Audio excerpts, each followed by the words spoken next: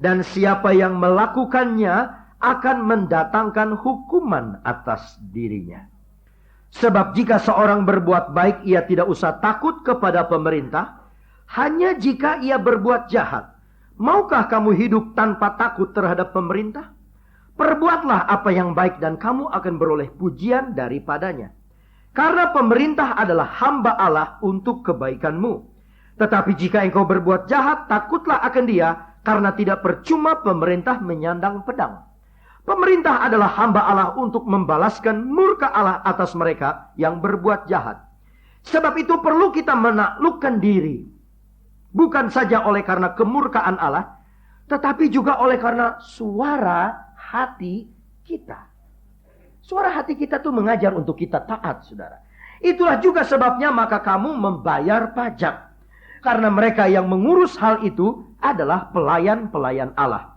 Bayarlah kepada semua orang apa yang harus kamu bayar. Pajak kepada orang yang berhak menerima pajak. Cukai kepada orang yang berhak menerima cukai. Rasa takut kepada orang yang berhak menerima rasa takut. Dan paling akhir, hormat kepada orang yang berhak menerima hormat. Apa yang sedang Paulus ajarkan di sini? Paulus ajarkan orang Kristen, saudaraku, sidang jemaat Roma sudah jadi Kristen, untuk menghormati, untuk taat kepada atasan. Mari saya akan berikan otoritas Allah. Dulu saya sudah kasih terang, tapi saya ulangi. Allah, suami, istri, anak. Itu dalam keluarga. Kalau dalam pekerjaan, Allah, majikan, pegawai. Jadi saudara-saudaraku, inilah otoritas yang diminta oleh Allah. Nah sekarang dalam gereja, Allah, hamba Tuhan, gembala, majelis, baru jemaat. Ini otoritasnya. Nah kita diajar untuk menghormat, untuk taat kepada yang di atas kita. Saudara-saudara, mari kita lihat apa yang dikatakan oleh Yesus dalam Injil Matius 23. Matius 23. Kenapa Yesus melawan ibadah orang-orang Farisi? Ya? Nanti saya akan adakan seri khotbah mengenai orang Farisi ini, mengenai celaka. Ayat 13, celakalah kamu hei ahli Taurat dan Farisi. 14, celakalah kamu hei ahli Taurat dan Farisi. 15, celakalah kamu. 16, celakalah kamu. Ayat 23, celakalah kamu hei ahli Taurat Farisi. Ayat 25, celakalah kamu hei ahli Taurat dan Farisi. Celakalah ayat 27. Ini yang saya mau baca. Ayat yang ke-29. Celakalah kamu hei ahli Taurat dan orang Farisi. Hei kamu orang munafik, sebab kamu membangun makam nabi-nabi dan memperindah tugu orang-orang saleh. Jadi kuburan nabi-nabi dibikin bagus, dikapur, dipakein marmer dan sebagainya. Dan berkata, ayat 30, jika kami hidup di zaman nenek moyang kita, tentulah kami tidak ikut dengan mereka dalam pembunuhan nabi-nabi itu. Tetapi dengan demikian kamu bersaksi terhadap diri kamu sendiri bahwa kamu adalah keturunan pembunuh nabi-nabi. Jadi penuhilah juga takaran nenek moyangmu. Hei kamu ular, hei kamu keturunan ular beludak, bagaimana mungkin kamu dapat meluputkan diri dari hukuman neraka? Sebab itu lihatlah, aku mengutus kepadamu nabi-nabi, orang-orang bijaksana dan ahli-ahli Taurat. Separuh di antara mereka akan kamu bunuh dan kamu salibkan. Yang lain akan kamu sesah atau pukuli di rumah-rumah ibadatmu. Dan kamu aniaya dari kota ke kota. Supaya kamu menanggung akibat penumpahan darah orang yang tidak salah. Mulai dari Habel orang benar itu. Sampai kepada Zakaria anak Berekia. Yang kamu bunuh di antara tempat kudus dan mezbah. Aku berkata kepadamu sesungguhnya semuanya ini akan ditanggung oleh angkatan ini. Saudara-saudara, orang Farisi. Itu saudara-saudaraku yang munafik itu. Membikin kuburan nabi-nabi yang dibunuh oleh nenek moyang mereka. Sekarang kata Yesus, kamu pun sedang mencari orang yang benar akan disalibkan. Dan bukti akhirnya Yesus disalibkan. Tidak ada salah, tidak ada perbuatan apa. Hanya menceritakan yang benar, disalibkan. Saudara lihat ini roh apa? Kalau bukan roh memberontak. Dan saya mau katakan ini pun bisa terjadi kepada gereja di akhir zaman. Bagaimana saudara memperlakukan pendeta? Bagaimana saudara memperlakukan gembala saudara? Apakah saudara menganiaya mereka? Apakah saudara menghormatinya? Apakah saudara tidak menghormatinya? Apakah saudara memberi kredit kepada gembala saudara? Apa saudara mendiskreditkan gembala saudara? Mari kita perhatikan roh ini apa yang bekerja dalam hidup kita. Saya mau kasih satu ilustrasi. Betapa saudara-saudaraku, kami sering mendapat tamu hamba Tuhan. Sering sekali. Dan di antara banyak hamba Tuhan tentu berbagai sifat, berbagai karakter, berbagai pembawaan. Dulu saya tidak mengerti. Saya mau semua hamba Tuhan punya pembawaan sama. Yang cocok dengan hati saya. Ternyata lain, saudara. Dan Tuhan mulai mengajar kepada saya. Kalau ada satu, dua hamba Tuhan tamu, yang saya tidak cocok sama dia. Saya bilang, ini orang kok begini ya. Saya tidak cocok sama dia. Saudaraku, saat itulah kuping saya tuli. Saya tidak dengar suara Tuhan. Saya tidak dengar pesan Tuhan. Saya tidak dengar berkat. Saya tidak terima berkat dalam kebaktian itu. Sebab saya sudah menaruh satu barikade. Sudah menolak satu hamba Allah. Tetapi sebaliknya, ketika saya sudah sadar. Ketika Tuhan sadarkan saya. Ada tamu hamba Tuhan datang. Demi nama Yesus, aku akan terima orang ini. Karena Tuhan. Karena Yesus. Karena Engkau Tuhan. Aku terima. Dan saya terima dia. Dengan lekas saya bisa melihat. Saya bisa merasa. Saya bisa mengetahui. Yesus berdiri di belakang pendeta itu 1-2 langkah. Kuping saya tidak tuli lagi. Dalam kebaktian saya bisa dengar pesan Tuhan. Dalam kebaktian saya bisa dengar ada suara Tuhan untuk saya. Saya tidak blank, saya tidak buta, saya tidak nol, saya tidak hampa. Saya dengar pesan Tuhan. Saya dengar. Tetapi kalau hati saya sudah mulai menolak orang itu, saya tidak bisa dengar suara Tuhan. Tuhan tidak ada. Tidak bisa saya lihat. Dan ini diakui, dikatakan oleh Yesus dalam Injil Matius pasal 10. Dalam Injil Matius pasal 10 Yesus berkata, ayatnya yang ke-40. Matius 10 ayat ke-40. Barang siapa menyambut kamu atau murid-murid Tuhan atau hamba Tuhan, ia menyambut aku. Amin. Ketika saya menolak menerima hamba Tuhan itu datang. Walaupun dia kebaktian, walaupun dia bawa firman Tuhan. Tapi hati saya nolak. Hati saya nggak rela. Saya menolak Yesus. Mengerti saudara? Siapa menyambut, menerima dengan segenap hati. Oh bro, selamat datang. Silakan duduk di sini, makan di sini. Saya menyambut Yesus. Dan barang siapa menyambut aku, ia menyambut dia yang mengutus aku. Tuhan juga datang, Bapak kita Tuhan. Datang, ayat 41. Barang siapa menyambut seorang nabi, nabi ini saya katakan pendeta, hamba Tuhan. Sebagai nabi, sebagai hamba Tuhan, ia akan menerima upah nabi. Dan barang siapa menyambut seorang benar, sebagai orang benar, ia akan menerima upah orang benar. Dan barang siapa memberi air sejuk secangkir saja pun kepada salah seorang yang kecil ini, karena ia muridku, karena ia hambaku, karena ia hamba Tuhan, aku berkata kepadamu, sesungguhnya ia tidak akan kehilangan upahnya daripadanya. Amin. Sekarang saya lain, saudara. Sekarang saya terima hamba Tuhan itu.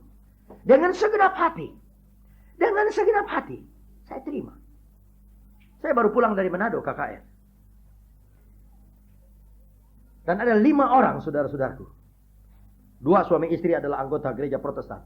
Minta dibaptis malam itu jam 11. Dan ini Tondano, kota dingin seperti puncak. Gembala setempat bilang, Brur, nanti hari Minggu. Oh tidak bisa. Saya datang dari jauh. Saya datang dari tempat yang jauh. Saya minta dibaptis hari ini, malam ini juga. Kan bro tidak bawa pakaian, istri tidak bawa pakaian. Tidak apa, saya ingin dibaptis. Begitu rindu. Saudara-saudaraku, hamba Tuhan ini tidak berani menolak. Sebab ini murid Tuhan mau dibaptis. Dia baptis di kolam ikan. Keluar dari baptis. Haleluya. Puji Tuhan. Haleluya. Senang sekali.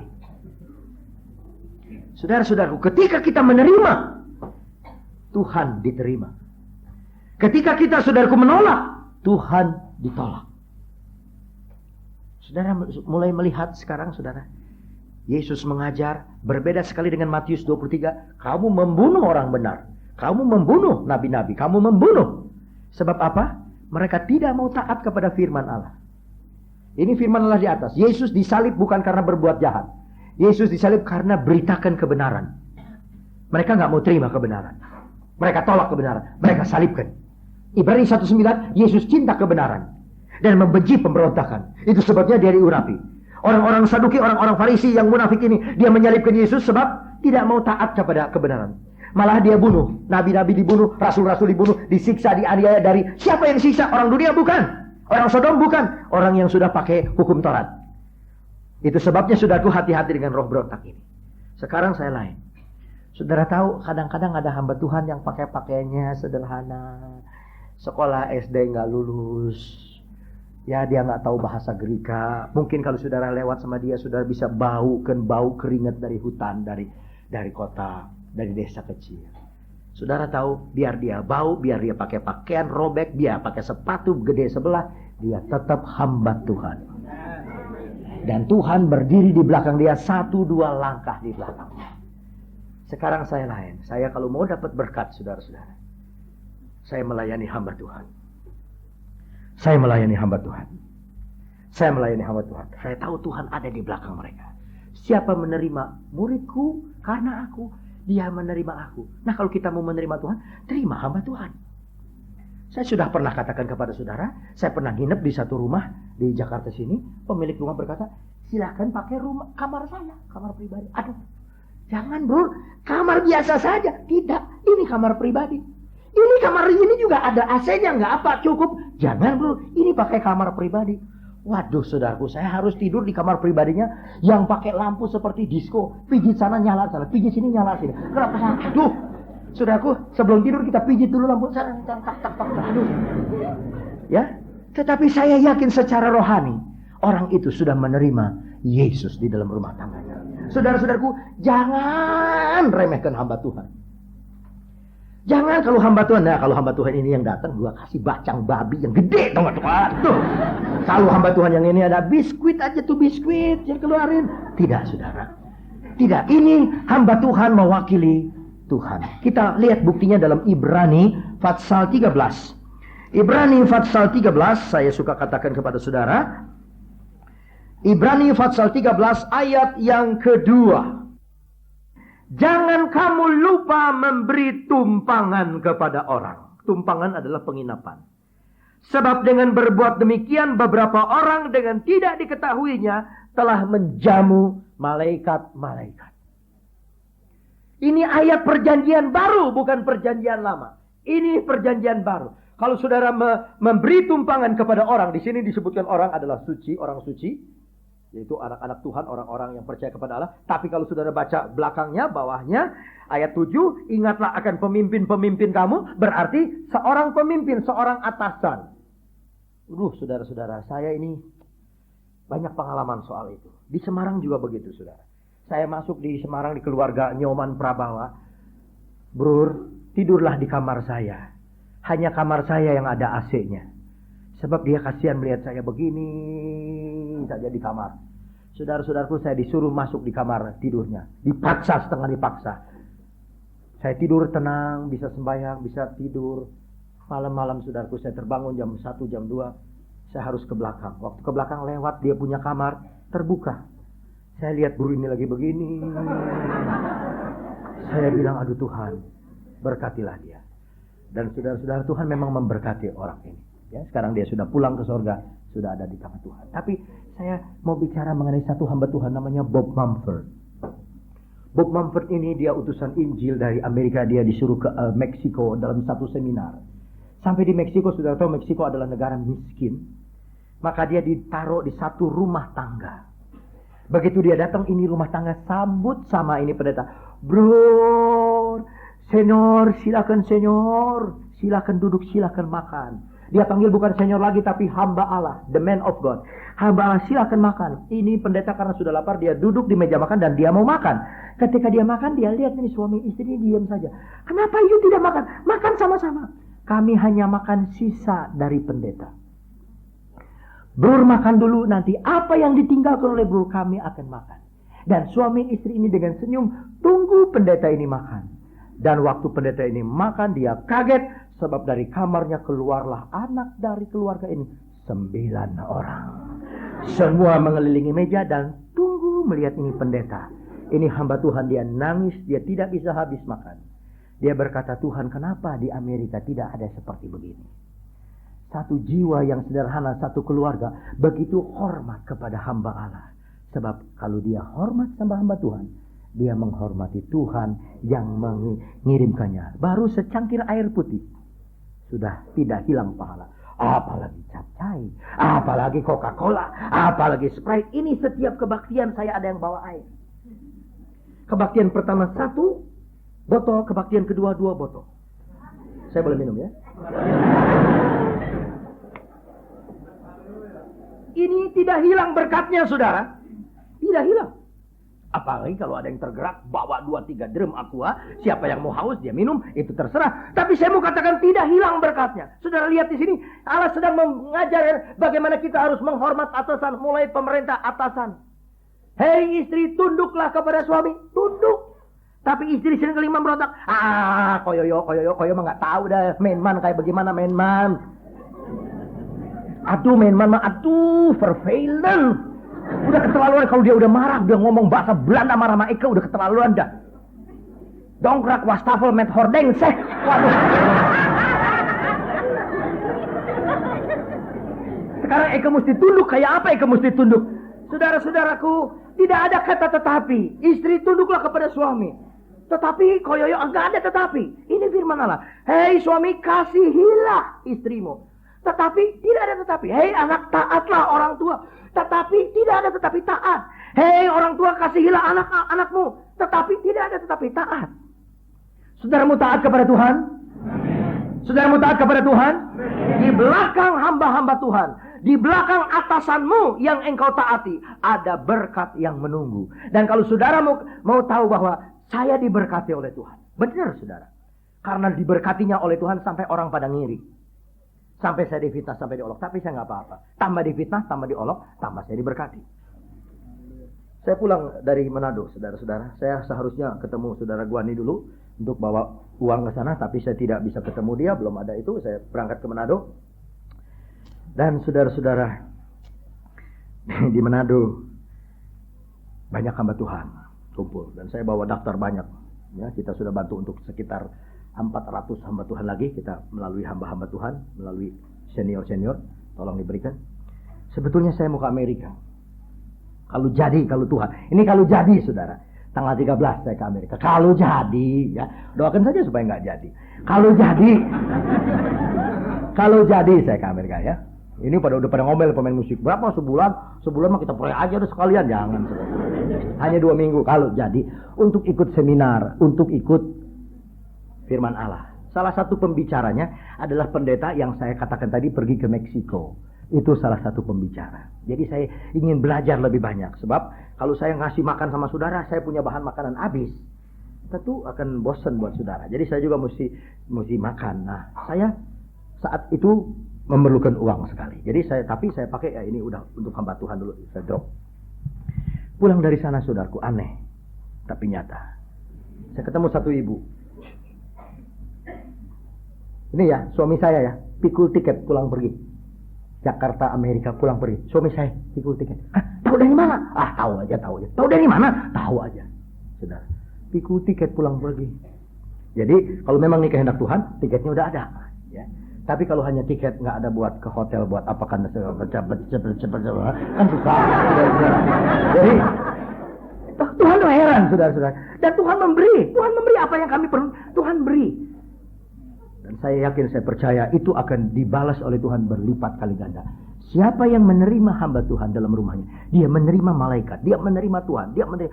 Siapa yang menerima, maksudnya menerima juga adalah saudaraku menerima segala keberadaan dia. Segala keberadaan itu hamba Tuhan. Maka Tuhan akan membela, akan memberkati dengan berlipat kali ganda. Ya, mari kita berdiri, kita berdoa bersama-sama. Haleluya. G, aku diberkati. Aku diberkati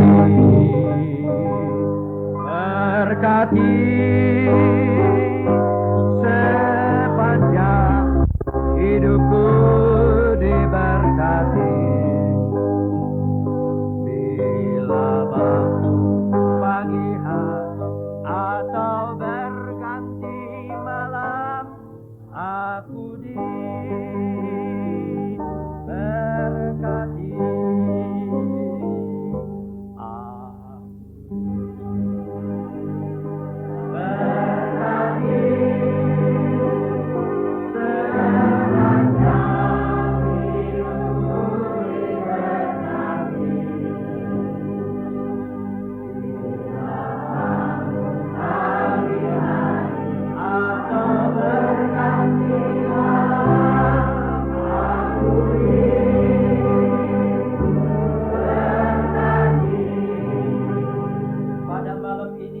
Bapa, kami yakin firman-Mu ya dan amin. Kami yakin kami akan diberkati jikalau kami memberkati hamba-hamba-Mu. Kami akan diberkati jikalau kami taat kepada atasan. Kami akan diberkati jikalau kami tunduk kepada suami. Jikalau kami mengasihi istri, mengasihi anak, tunduk dan hormat kepada orang tua. Sesuai dengan perintah firman-Mu. Kami akan diberkati jikalau kami tidak menengok ke belakang. Kami akan diberkati jikalau tidak ada roh berontak dalam hidup kami. Oh Tuhan, pada malam hari ini kami berdoa untuk semua anak-anak-Mu yang datang. Semua orang yang ada dalam ruangan ini. Tidak ada satupun yang luput dari berkat Tuhan. Oh, asal kami, asal mereka, asal kami semua mau taat kepada firman-Mu ya Tuhan. Beri kepada kami satu hati untuk taat. Beri kepada kami satu kerinduan untuk melakukan firman-Mu. Beri kepada kami Tuhan satu kemauan, satu kemampuan untuk menyenangkan hati-Mu, untuk menyenangkan kehendak-Mu. Terima kasih buat firman-Mu. Taruhkanlah itu di dalam hati kami, supaya kami tidak berdosa, supaya kami tidak bersalah kepadamu. Terima kasih Tuhan, terima kasih. Engkau melihat tangan-tangan yang diletakkan pada dada, yaitu anak-anak-Mu, umat-Mu yang memerlukan pertolongan khusus. Apakah itu pertolongan dalam rumah tangga, dalam keluarga, dalam usaha mata pencaharian, sampai kepada sakit penyakit. Demi nama Tuhan Yesus orang Nazaret, kami berdoa pada malam hari ini. Jamahlah anak-anak-Mu, umat-Mu ini dengan segala macam persoalannya. Dan malam hari ini Engkau mengunjungi mereka. Engkau menolong mereka, melepaskan mereka dari segala beban. Terima kasih Tuhan. Kami akan pulang dengan berkat Allah. Kami akan pulang dengan sukacita, dengan damai sejahtera dari Tuhan Yesus. Dalam nama Yesus, kami sudah alaskan doa ini. Haleluya. Amin.